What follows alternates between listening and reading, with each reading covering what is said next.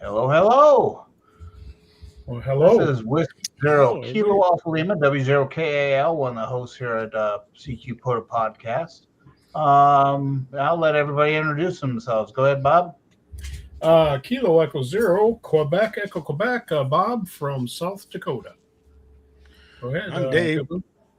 Dave, Kilo Echo 6, Golf Alpha Echo, Hillbilliy Ham from Southwest Missouri. And I'm Dave, WD9N in South Central Illinois, and we got that way. How does this work? It's that way. Nope, the other way. It's the opposite. Oh, opposite yeah, thing. backwards. There you go. See, I look like I'm pointing off the screen to me, but and I'm Alex, Whiskey 6, Whiskey from all the whiskey, Wyoming, all the whiskey. Don't drink it all. All the whiskey. You got to share. Gina from Ohio. All right, there we go, Joe. Yeah, so we got Dave with the map behind him here, and so here's the big thing is the snow apocalypse. I mean, everybody's down to Texas, and everybody's frozen right now. Yeah, it's crazy, isn't it? Yeah. Isn't he some sort of famous YouTuber or something? Who? Not me. AAB. Let me get going on my banners here. He's the weatherman. Yeah, that's it. See, everybody thought I was going to do the weather because of what's behind me. See, I can start pointing at the different spots. Yeah, it's cold here, cold there. Maybe you can go out over there down to Florida and have 80-degree temperature, or maybe out there to the West Coast in California have some warm temperature. Well, I'm glad you're not one of them bikini weather persons. No. That's a scary thought there, Bill. Or Bob, I mean. Wow. That put a vision in my head I didn't want. Joe, you cool? Oh my. Joe, you cool if I drop you down and bring up Sonny real quick? Yeah, that's fine. All right. We'll keep on cycling. Where'd Joe go? Jogo? Jogo. Where'd Sonny go? Well, I just went to put Sonny up, and well, apparently Sonny doesn't want to talk to us. Joe, you're back on stage. Sonny doesn't want to talk tonight. Technical difficulties. Yeah, hopefully he'll be back soon. Yeah, Jason's saying somebody's got echo. Echo. I'm not hearing it, but I'm not either. I'm not hearing. Oh, is somebody still in Discord? Because if you're still in Discord, sometimes you will get an echo. Is it mine? Hello. I'm muted on Discord if I'm in there. Okay. I totally closed. Yeah. Yeah, I completely left Discord. We'll carry on and see what's happening, I guess. Yep. He's saying I've got the echo. Well, or is it the other Dave? Yeah. I guess I'm not hearing echo on either one of them, Jason. I think it was Hillbilliy. Me. Are you guys hearing echo on me? Not at all. I don't. I'm not hearing any on anybody, actually. Jason, I think if you leave the Discord, that might fix your problem. Yep. Hey, Jason, Sonny doesn't hear an echo. You have the Discord going and YouTube all at the same time? You could. But if none of us are in Discord, it shouldn't. I'm not in Discord, so I shouldn't be echoing through there. And I'm muted on Discord if I am. Well, I think we're good. So, Sonny is listening. He's not hearing any echo. Sonny, are you going to come on in?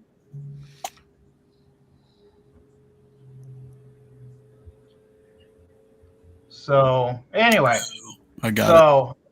With the extreme cold and all that, I haven't even opened my door for a couple days, so I haven't done any activations. Any of you guys even thought about doing activations, or? I've thought about it. Yeah. Nope, it's been too cold to go work on the POTA truck, so it's still sitting out there waiting to get in the shop. Yeah. What's wrong with it again? It's got a bad coolant leak Oh. that I thought I had corrected, but it's going to be one of those tricky ones to track down, apparently. So I've got a guy that works on my stuff when, if the stuff I don't do are like this, it's bad weather. I mean, I do a lot of my own maintenance and stuff, but obviously it's -3 wind chill right now, and there's like 5 to 8 inches of snow on the ground. Not crawling underneath the truck. Yeah. Oh, come on. I bet you there's no snow on the ground under the truck. Oh, yes, there is. That blew it all right in. We've got, it's so cold, it's that light powdery snow and 15, 18 mile an hour winds. Yeah, it's just blows it right up underneath there.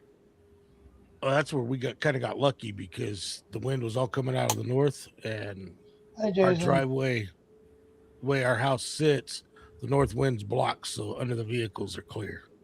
We got about somewhere between 8 and 9 inches of snow on the ground. Ugh. Dang. Nice. That's enough to have a nice snow, but not be totally unmanageable.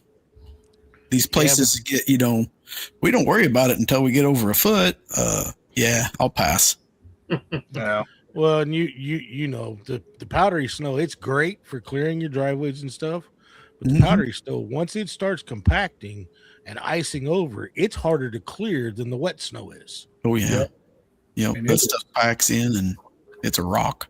It's dangerous too. Yeah, it's pretty dangerous. But for shoveling the driveways, it's a whole lot easier. Yeah. Yep. Well, I kind of ran into this thing. There must be some guys. One of them's in Tennessee, I believe. They ran a little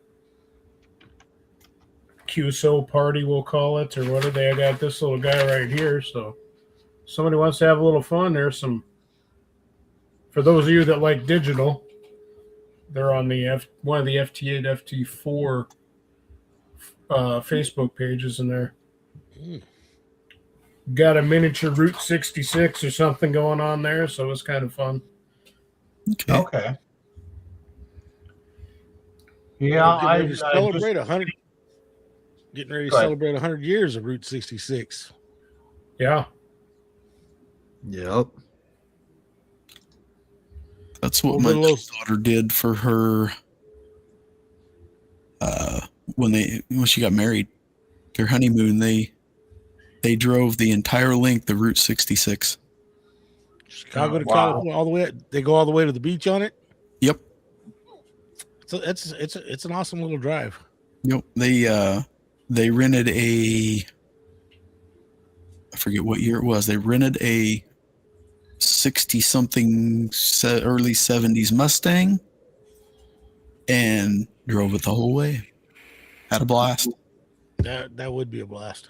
Yeah, it'd be fun. Little old Springfield's going to be on the national news come the end of April for the 100 years. JR, you wanted to see that again? Let's see if I can get it up here.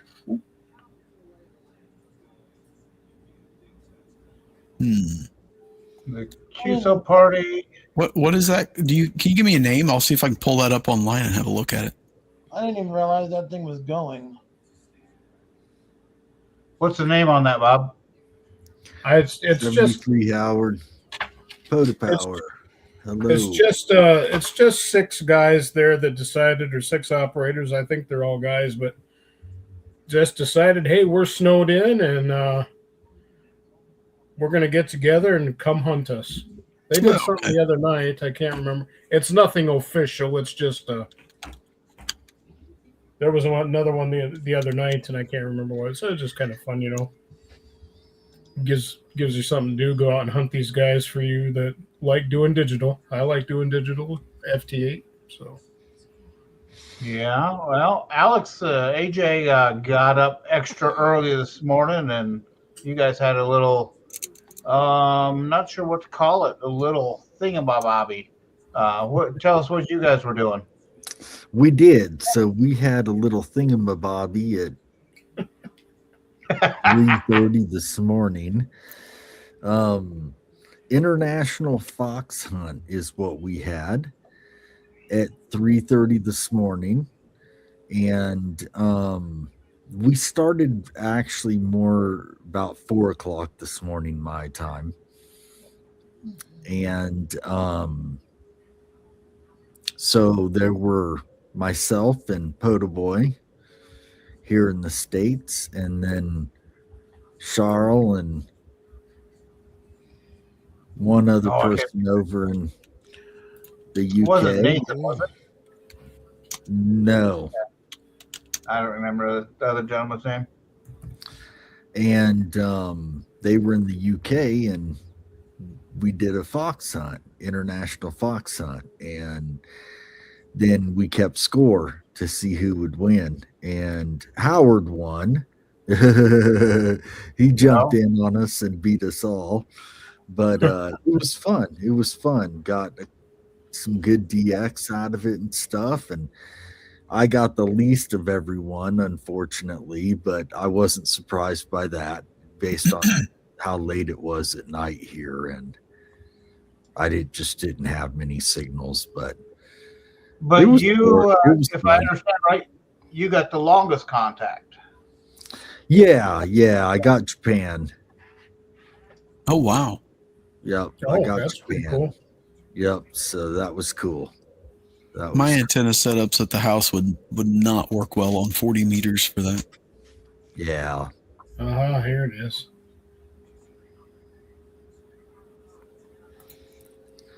But yeah, it was fun. It was a good time.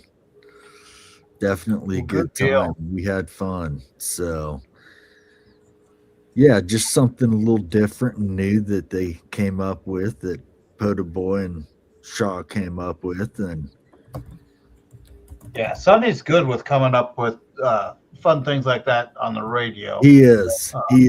Yeah, he comes up with different ideas of cool stuff to do. And yeah, it was a good time. I'm looking forward to doing it again. I think we'll change a little bit of how we do it for next time. But yeah, I think I'm looking forward to doing it again. So good deal.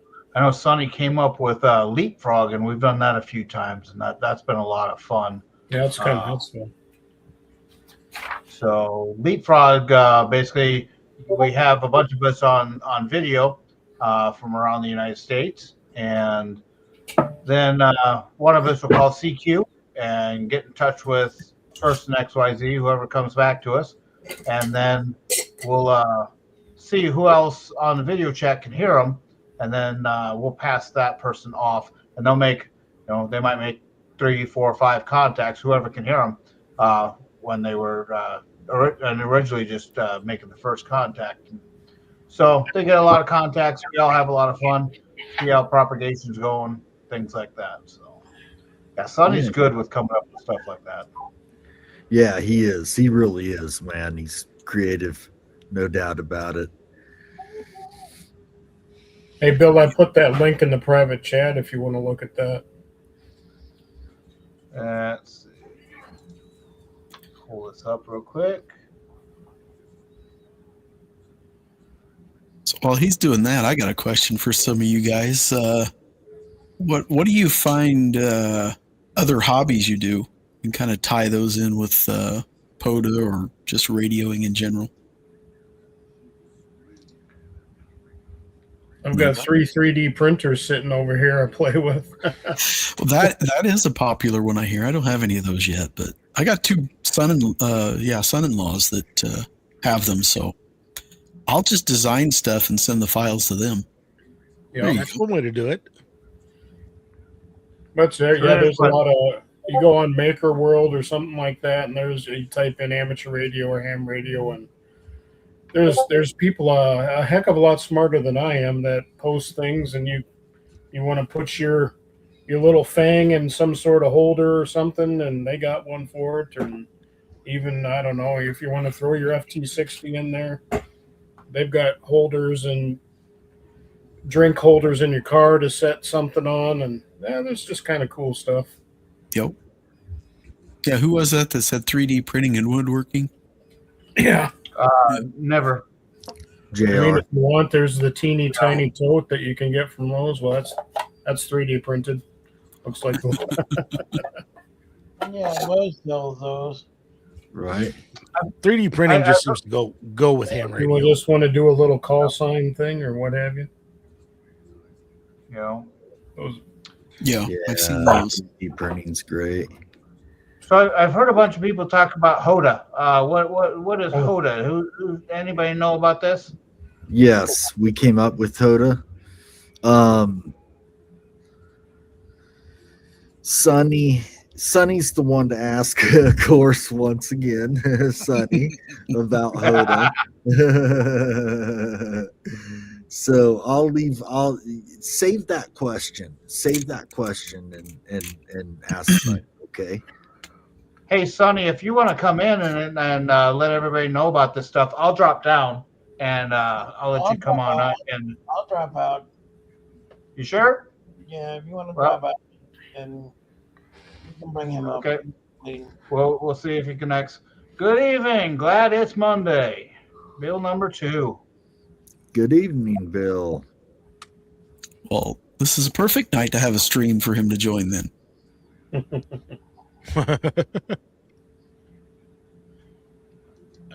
I don't know. Some of my other hobbies, it'd be kind of hard to mix ham radio into it. Like you can mix radio communications into racing, but Well, true. So some people my are other into something. Yeah. One Overlanding. person over here said, oh, sorry. it definitely does mix in good with overlanding. Oh, It yeah. does. And that's one of my hobbies too. Like the gentleman's hobby over there as well. We also, my wife and I, are into overlanding and off-roading, and it definitely mixes in well with that. Well, and us as a club, we're actually trying to, because overlanding GMRS is huge. Yes. Yep. Yeah. So we're trying to utilize our trailer at the Moore Expo to try to get more people interested in the amateur radio. So we take our MCOM trailer out to the Moore Expo. This will be our second year with it out there. Yeah, I see a ham radio crash course is kind of getting not a Rubicon into liking ham radio a little more too. So, is he? yeah. I love watching that guy. His humor is. Yeah, Just wanna- I like his humor too.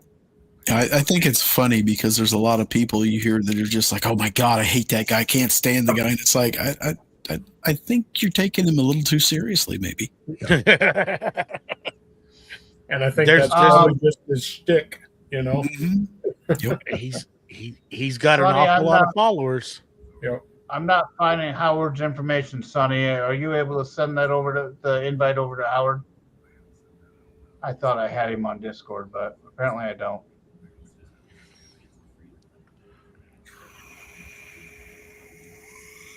Well, I don't know. I was just curious about that because, like, for me, everything I do, I'm like, yep, slap a radio in this. We're taking a trip. All right, here we go. Let's slap radios and stuff. Yeah. You're using MERS, GMRS, amateur, whatever. And I found my son-in-law loves it. If we take trips somewhere, he's always, they're always driving or whatever. And I put a MERS radio in their vehicle, slap a mag mount on top, put a MERS radio in there, and they're just like, oh man, that's so much better than calling back and forth on the phone. Oh yeah, yeah.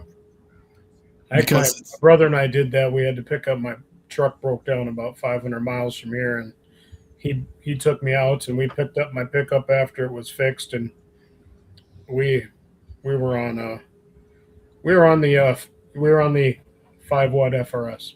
Yeah. And it worked real well. It was fun. I kind of think the same way you do, David, and I incorporate radio just about everything I do. mm-hmm. I love being outdoors. even if it's not POTA, I still like to set up a radio and have a radio to play with, going camping, doing all that stuff. Yeah, Makes it better if it's POTA, but right. And that's where, me and POTA just mesh great because I love camping, but I like getting, I hate campgrounds, but I like camping. I want to be out more backcountry, off the beaten path. I don't want to be, to me, you go to a lot of state parks and it's like going to the city is what it's like to me. I'm just not into that type of camping, but I definitely like getting out in the backcountry somewhere as far as you can get, around Illinois. There's not too much around this area. Somebody from, downtown the city somewhere like Chicago or St. Louis that's never been out of the city, they'd think that we were lost. And I'm like, dude, if you walk for 30 minutes in any direction, you're going to find civilization. Okay, relax. But I like getting off the beaten path myself. mm-hmm. See, our state campgrounds up here in South Dakota are a little different. They're usually on a lake or something like that. So, yeah, there are campers, but usually the spaces are spaced quite a ways apart, so you're not on top of each other, and that's pretty nice. But I understand what you're saying, Dave, because I know when my brother and I were in Boy Scouts, we used to go out and with the wall tents and hike in and have a pretty good time there. And I think if we would have known about ham radio back then, that would have been an absolute blast. Oh, your scoutmasters have failed you, man. Well, actually, a little not too long ago, my brother and I, we had a good friend. He was an Eagle Scout, had passed away. Dave is his name as well. And we went to the funeral, and our old scoutmaster was there. He was actually one of the custodians at the church. And I pulled him aside and I said, Mike, I am so sorry for the hell we put you through. Yeah. Oh my, that's great. So, we were crazy kids. Yeah, I never got into the Boy Scout thing around here. They started a group in this area, but I never got into it myself. But because all the Boy Scout groups I was exposed to were the groups coming out of the city, and my family ran a concession down here at the local state park and stuff like that. And so I worked down there, and it's these city boys coming down there, and they're just like, "Oh my God, there's bugs." I'm just like, yeah, you're outside and there's trees and things around. You're going to find a few of those. But I lived outside when I was growing up. I was always out in the woods somewhere. And yeah, to answer his question, the FT 891 and the ATOS 120, they work great together. My only question is it an aluminum body F350 or is it a steel body F350? Yeah, I'm not familiar with any of the ATOS antennas. The ATOS 120, I mean, and the 891 will drive it. I mean, it's made for Yaesu's radios. Mm. But Sean's right. It'd be a great choice. Mm-hmm. Steel only, he says. Well, the question is, they get rust out. Yeah. That reminds me of a couple of guys I heard. I think it was at the Winterfest over at Collinsville, Illinois. Mm-hmm. There's a couple of guys standing right in front of the table where I was helping a guy, and they were talking about this somehow, and it caught my attention when the guy goes, "Man," he says, "I got this new truck, and I decided before I come over here, I was gonna slap a 2-meter radio in that thing." And he says, "I climbed up in the bed of that with that mag mount and put it up on the roof." And he says, "I set that thing on there, let go of it, and it fell right off."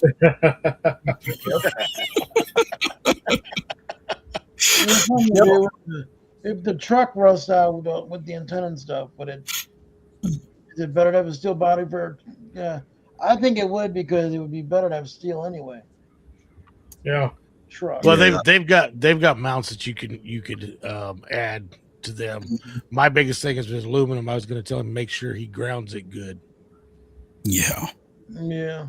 That can be problematic. Yeah, I've one of my Elmers here. He bought a newer truck, and it was an aluminum body, and he didn't realize that, and he's got to do some grounding now to the frame so he can actually run his radio. And I'm like, well, my Ford, my mag mount works perfectly. That's because it's a 2004. Well, and I drill holes in them. I'll put an NMO in for 2 meter 440 stuff. But I will tell you this, if you've got the aluminum ones, it's a really good idea to put a washer in underneath them to reinforce that. Because aluminum will cause you more trouble.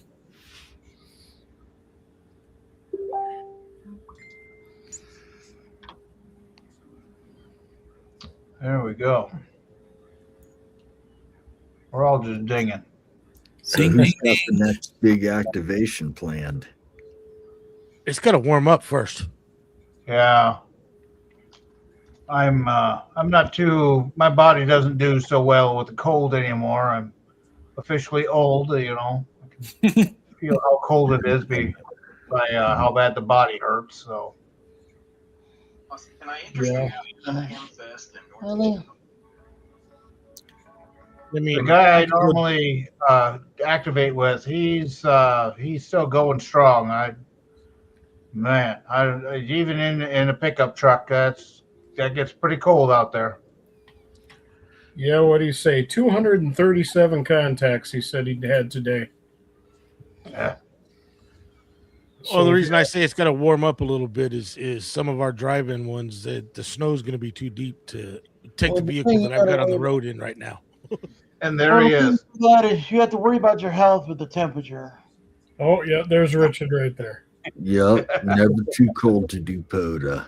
But you got to worry about your health. That's all. Hey, I got him on FT4 today, so there you go. Yeah, the last. Of course, I've just been hunting here from the house. I did get Gray Man on the 18th. Okay. On 40 meters. Nice. That's the last POTA of any kind of. I should have got on and did some hunting today, but I was on talking with some of you guys and taking care of moving the snow around and rearranging that outside so the wife can go to work. Well, during winter field day, we went down and we did 17 meters for a bit, and we had actually an awesome pile up and everything. It was going pretty well. So I don't remember the numbers we got, but they were decent. That is a band that I think gets overlooked. It doesn't always open like 20 does, but man, when you go look at the POTA app or something, and it's just end to end of the band, it's POTA stations, and it's like everywhere you're looking, it's like busy, busy, busy, busy, busy, and you're like, holy crap, what am I going to do? There's no room. Go hit 17. Yeah. Try. Well, that's like this weekend, Winter Field Day. There was a lot of Florida stations out doing POTA, doing Winter Field Day together. Mm-hmm. Yeah. But when it's 80 degrees, probably. When it's 80 degrees, that makes it easy to go do that. So here's something that we brought up, or that was brought up, and I guess I've heard conflicting answers. I'll take your guys' opinions on it. On 17 and 12, my understanding is no contesting, no winter field day, anything like that. Right. Well, winter field day, you can't use the work bands. Yeah. Okay, so that's exactly what I thought, but we ran into several that were calling for winter field day. A couple right after we were clearing the frequency, they CQ winter field day. Like, hold on. We saw that in the stats on World Radio League, and either they just didn't know the rules, or they're new operators, because 12, 17, and 60 and 30, that's a no-go for winter field day. So I actually, when the guy came over me when I was clearing the frequency, I said I was just clearing the frequency, but you can't contest on 17. He said it's not a contest, and then he went on to call CQ, and we just found somewhere else. Yeah, it's Winterfield Day's not a contest, but it's stated in Winterfield Day's rules that you cannot use 12, 17, 30, and 60. Mm-hmm. Yep. Yeah, it's right in there rules. That's copied directly from their webpage.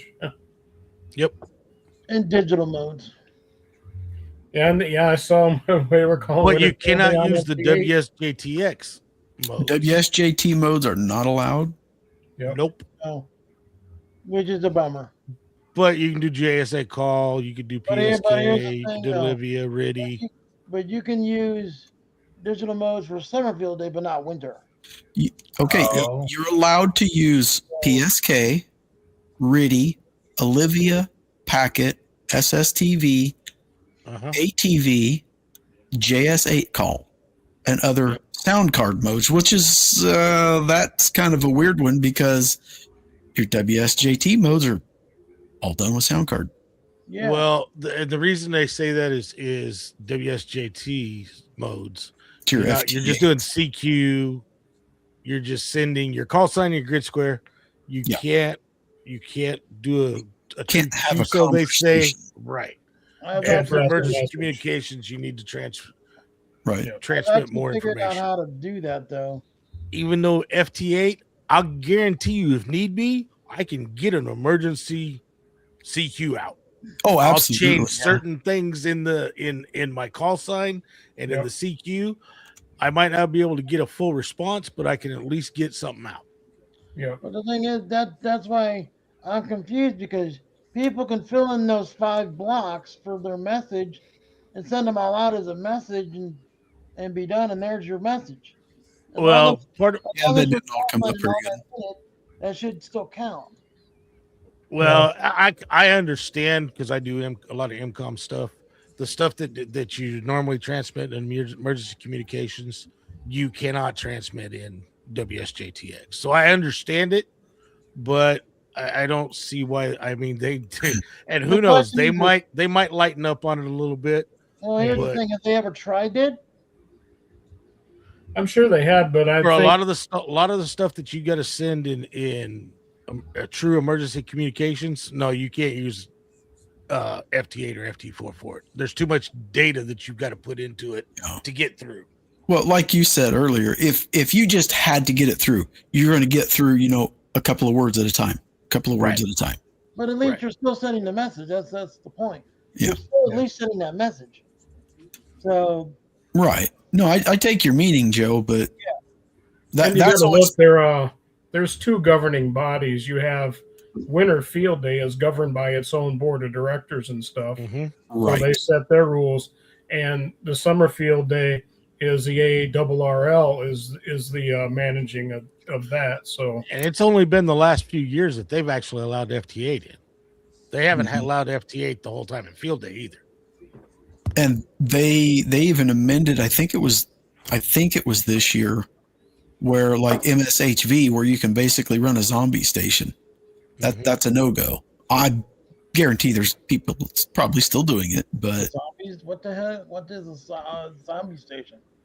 You don't know how to set FT8 up and just let it run and walk away, and you don't have to do nothing. Oh yeah, I've done that. I'm like, but David said exactly. David said that that's not even right, because you're not actually at the station to control it. Right. That's right. Yeah. So it's an unmanned station, like a like one of those what do you call it, like a repeater, an unmanned repeater. Well, that would be an automated station. I'm pretty sure that would be a violation, because that's only allowed in certain situations. Who's playing the guitar? I just heard that too. Somebody gonna sing us a song? Sounded like somebody was playing their acoustic pretty good there. Uh-huh. I don't know. Alex has got a very big grin on his face.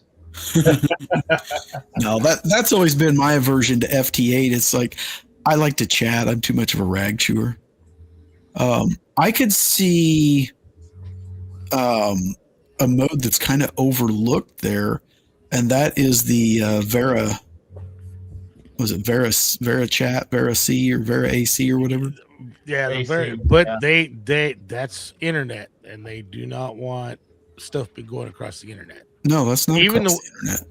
well, if you're doing straight station to station, Right. Yeah. but most of your VAR HF and that AC stuff is done through the computer, through the internet. You can do it just like WinLink. You can do it station to station. Yeah, Most that's everybody what I does it do through with the VAR HF. Yeah, I wasn't aware that the VeriChat stuff went across the web at all. Mm-hmm. Huh. Well, and you never know with these Starlink minis being out there in the wild now. I think maybe they might rethink some of that stuff, because I know we were talking to Waves and Wings earlier, and he had a heck of an activation today, and he was out there with the Starlink. Yeah, So, live streaming. Live streaming, yeah. So Yeah, and some of the things that I understood what they're trying to do, because it's supposed to be emergency communications, prepping Yeah. for that kind Right. of stuff. But people seem to forget field day is supposed to be the exact same thing. yes, AWRL's field day is all about, can you get equipment set up and operate outdoors to be able to do emergency communications. Mm-hmm. Neither one of them are supposed to be a contest, but they put all these points on it and make it a challenge. So how is it not a contest when you do that? They just choose to not call it that. and you know what they say about POTA? Every day's field day. But yeah, no, I get where you're coming from there, Hillbilly. It's all, yes, and that's for me with radio, and that's just like this DMR stuff where these people are using hotspots. Mm-hmm. To me, it's neat. That's great. If you want to play with that, hey, knock yourself out. I think it's cool and all. It's not for me to put the expense into that so I can use a handheld to talk to a hotspot and go across the internet. Shoot, I can get on my phone and use Discord and do that. True. And I've got hotspots set up around here. I've got All-Star set up. And I mean, I don't necessarily. My problem is when I hear people trying to say that's not radio, that's not real ham radio. Yeah. Well, I'm talking through this. I don't care if it's going into a hotspot or a repeater. It's still RF coming out of this radio to get into that. No, It might make that HT be able to wear, because I mean, when I first started playing with Fusion, I mean, my first contact on an HT was England. My second contact was Australia. You know what? This is kind of cool. I can understand why the young kids really want this kind of stuff. Like I said, I get that. I mean, it's an aspect. I'm talking more from an MCOM standpoint. I agree. You can't rely on having internet. The internet. Nope. And it's just like, even with Starlink, I don't think you can truly rely on that. So depending on the situation, yeah. Well, I mean, technically too, if you have Starlink, you can actually use that to make a satellite contact, believe it or not. Because honestly, that's all satellite. Yeah. Well, I guess you can look at it. We were talking about that earlier on Discord.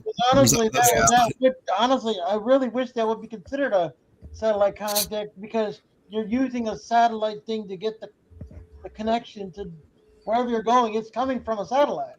But I guess you can look at it that way. That's like using your 800 or 900 handheld and talking to your hotspot to Japan and go, oh yeah, I made a 900 megahertz contact with Japan. Yeah. But yeah, I get where you're getting on that, Dave, too, because RF is what's going to get you through. Yes. Yeah. Well, and again, like I said, it's cool and neat and all, but for me, because I got my ticket at 16, I was in high school. When I was 18, I was appointed as our county emergency management coordinator. Mm-hmm. So 2 years into ham radio, that's the position I'm in. So I was doing that for, very early on in my amateur career with ham radio and looking at MCOM stuff. And then I went into the military with, communications in the military. So mine has always been geared toward in the field, RF point-to-point communication. So yeah, I would say I'm the same. I'm the same way on that. Yeah, that's why. I mean, I set this. Part of the reason why I learned some of the digital stuff is to get with the younger hams. Oh yeah, where they're at, and then bring them into some of the other stuff. Yeah, because and it's just like FT8. You know, there's places you're going to make contacts on FT8 that probably you could get through with CW if you're into that. Mm-hmm. I always thought I would be. I always thought, oh man, that'd be just cool to sit there, and no, I just can't get into it. I thought I'd love it, but don't. And to me, with FT8, I love using that to check propagation. Mm-hmm. If I'm seeing signals that are -10 or better, I know I can more than likely make the voice contact in those areas. Sure. So I use it as a tool.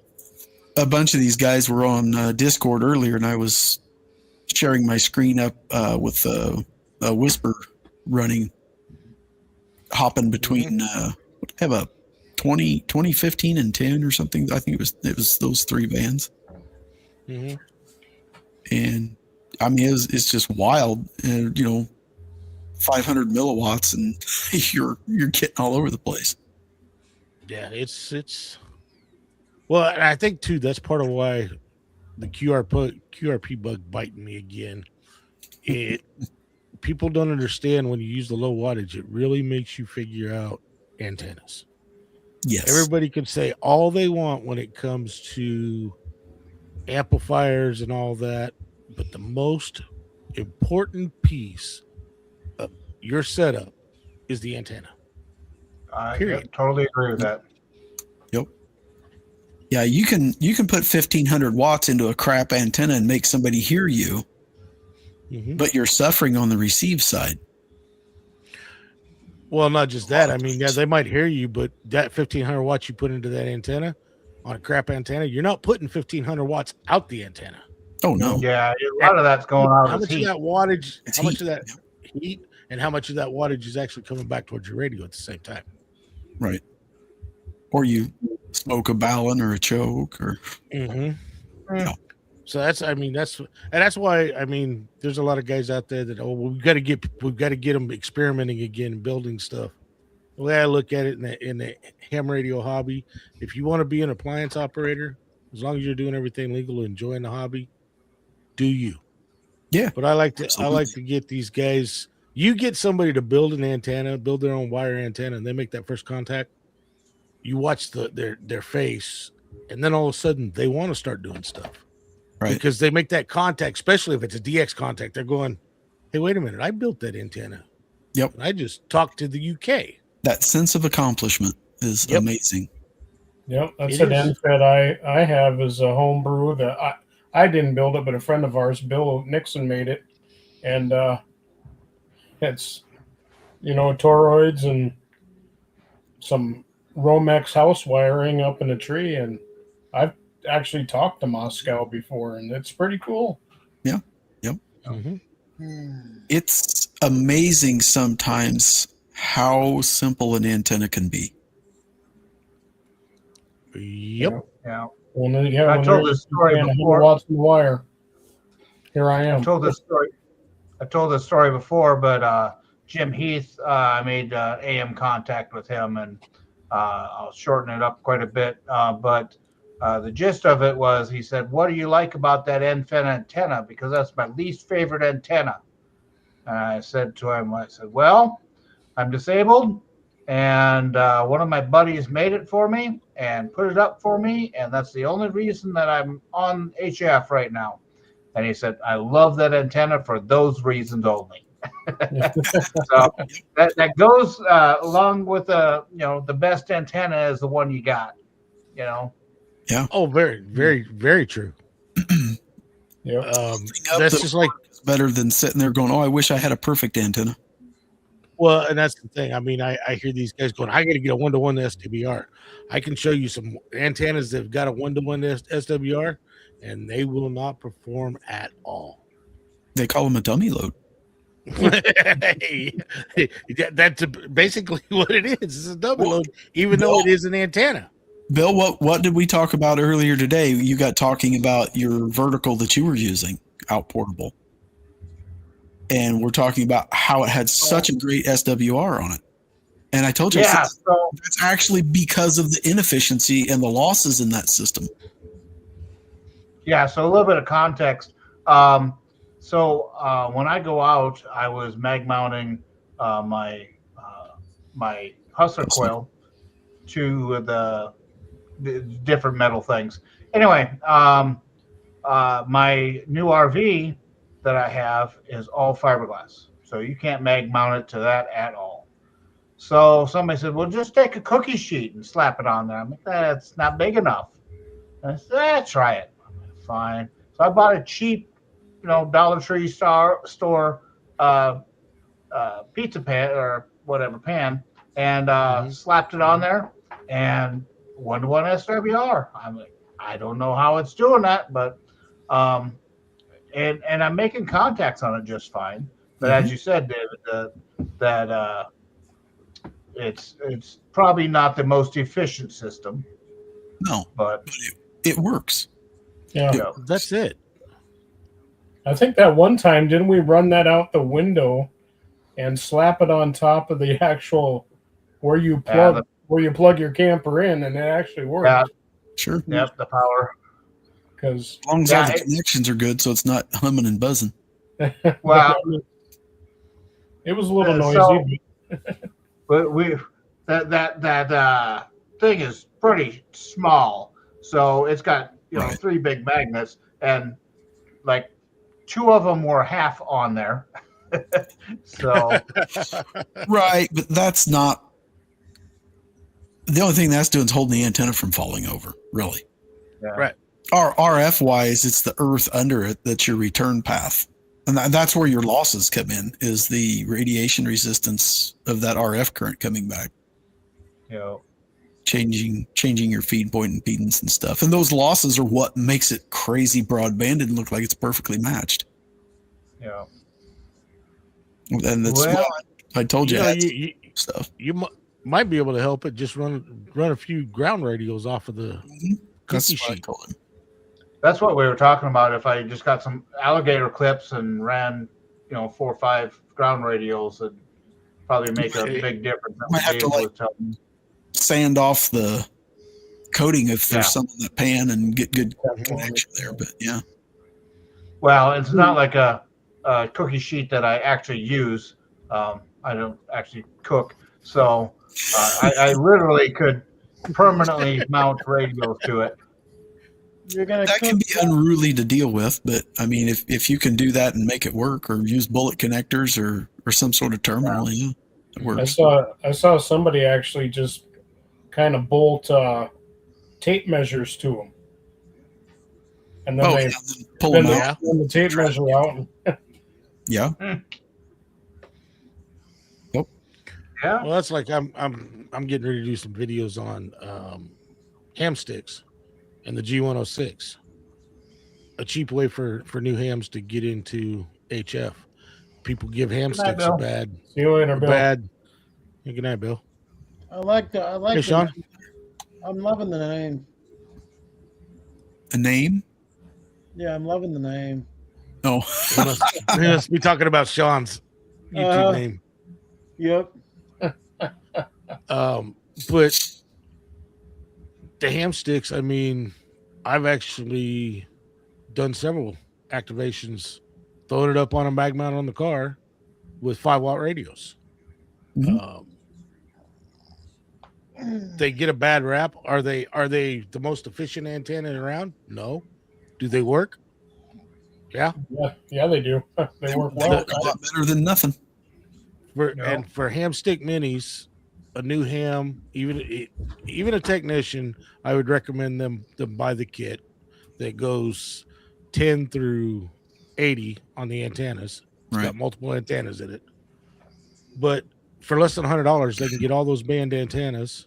Yeah. Get something like the G106 for less than $500. They could be on HF. Yes, it's 5 watts. But you only got 5 watts. With technicians, they can't go on all the bands though. No, but the cost that they'd spend for just getting the 10-meter antenna versus that kit. Yeah. And maybe that's their incentive to take the general Motivation. test. Yep. Yeah. What one thing I would say about that is have realistic expectations of your system. Don't think you're going to put 5 watts on a ham stick and go make 3 calls on a big pile up on some DX and think you're going to bust through that. Exactly. I'm not saying you can't bust through that, but that's where operator skill comes in. Listen, that's learning that pile up and figure out about the timing of where he's calling and try to find a hole in there and time it. And learning little tricks where you slide off a KC or two. I was just going to say your voice changes enough that you might not be busting the pile up 150 hertz. Yep, but they're going to hear you because you sound so much different than everybody else. Yep. Get a little alien sound to you, and they go, "Whoa, what was that?" Just something out of the ordinary that stands out. And I've sat and listened to them. I'll do this with POTA contacts, but the same would work for a DX contact. You sit there and listen, and you can kind of figure out, all right, he's taking the people right at the beginning. The first person that chimes in, he's taken. Or he's taking the last 3 characters of the last person or somewhere there. So you kind of make yourself into that area. You guys are giving up all my tricks. Yeah. Well, and that's why, and I'm going to work with Sean, my buddy K0MAD. We're going to put together a POTA event where we invite new hams out and people that are interested in amateur radio, because we all know there's people out there that come into this hobby and they're mic shy. They're afraid to get on the radio, or they've heard those they've heard those sad hams out there that lay into them, so they don't want to talk. Yeah. So learning those tricks, as we all know, I mean, most of us, I'm not sure how long everybody's had their license. I know Dave's had his for a while. I've had mine for 32 years. Most of us know. Let me get the calculator. That comes with time. That comes with time learning the tricks. Mine's actually 10 years this year. I would be 36 years. You got me by 4. I got 32. But it's I'm a young that's how you one. learn all those tricks. And usually if you get them in a comfortable environment, you can cure somebody's mic shyness in a day. But you got to put them in the environment where they feel comfortable. And if you do run into those sad hams, you got other hams that know how to handle them. Yep. We can just bring them on here.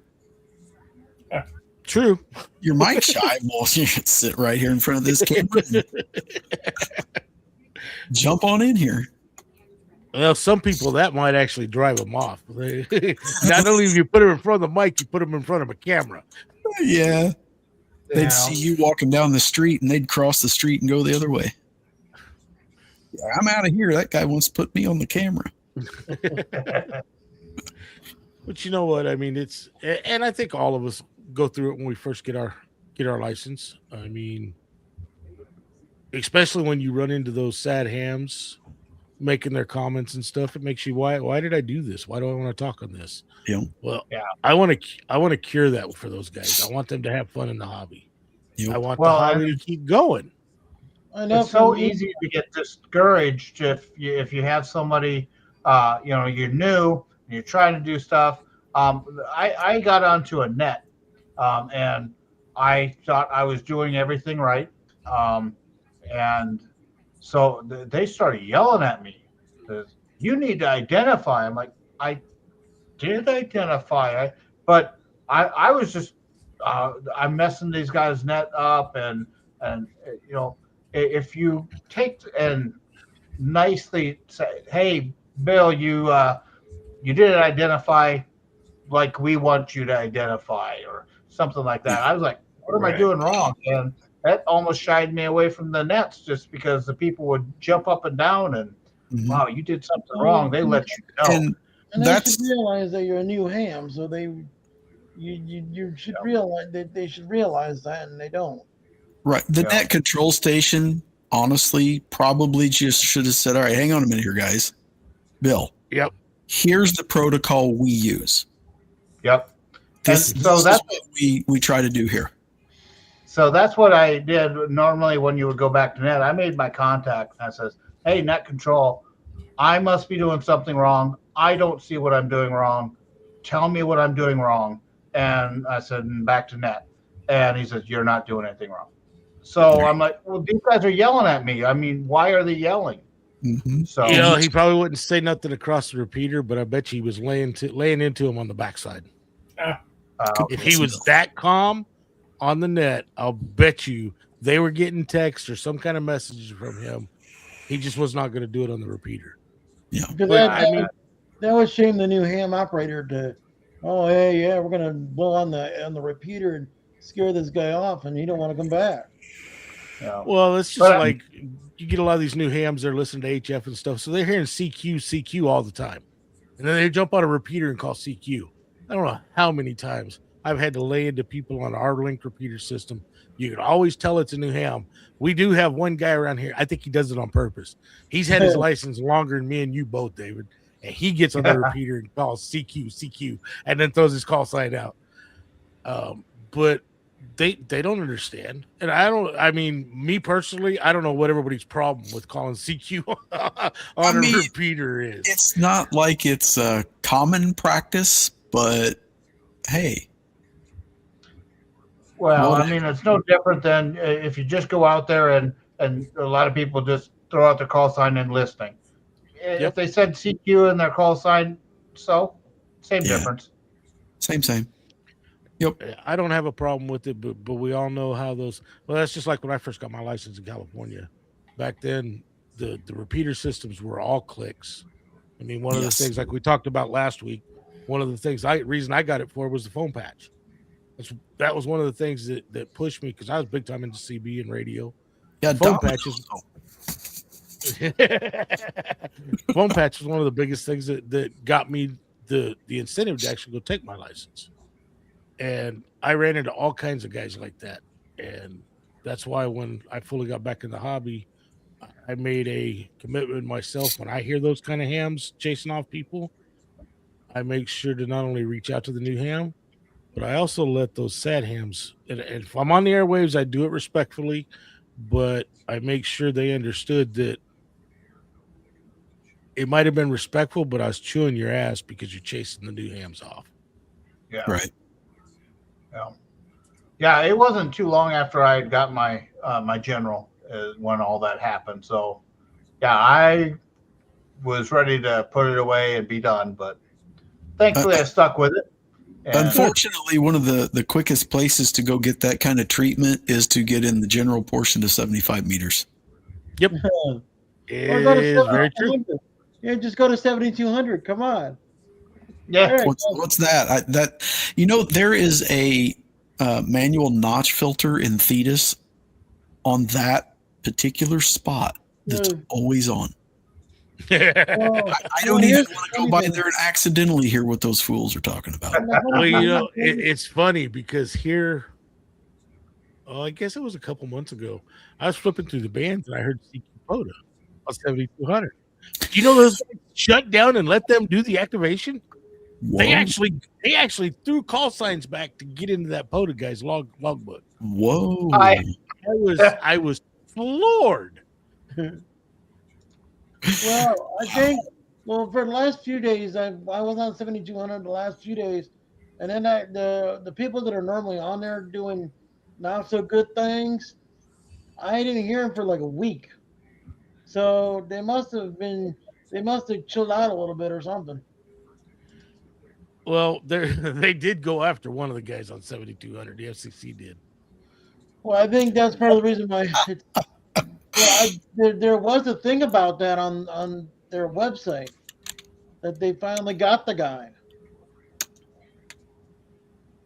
Use the 10 code.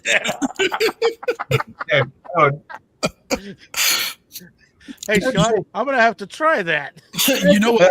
Yeah, that's a big 10-4. Yep, we got right at the back door. Yeah, there you go. All right. This is W0KAL. We're 10-8. One of mobile.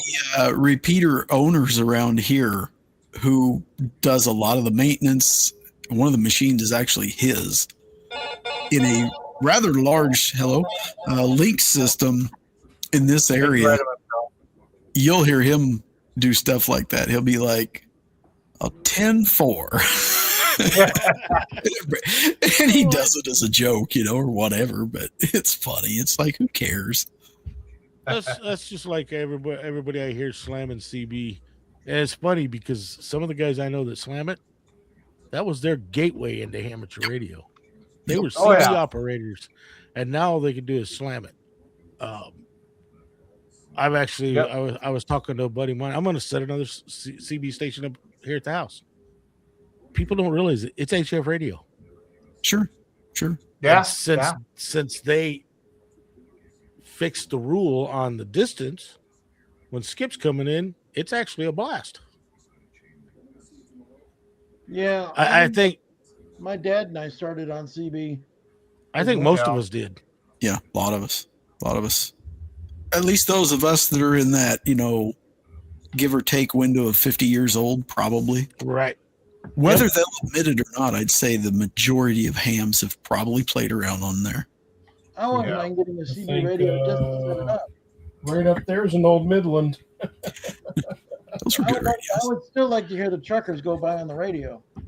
I got. They need to be repaired, but I still got 2 Johnson Messengers sitting out in the garage. Well, guys, I think we've made our 1 hour mark. That's kind of what we try for. So I think we should shut this down for the night. Thank you to the Hillbilly Ham, Dave. Let me throw the link up here one more time.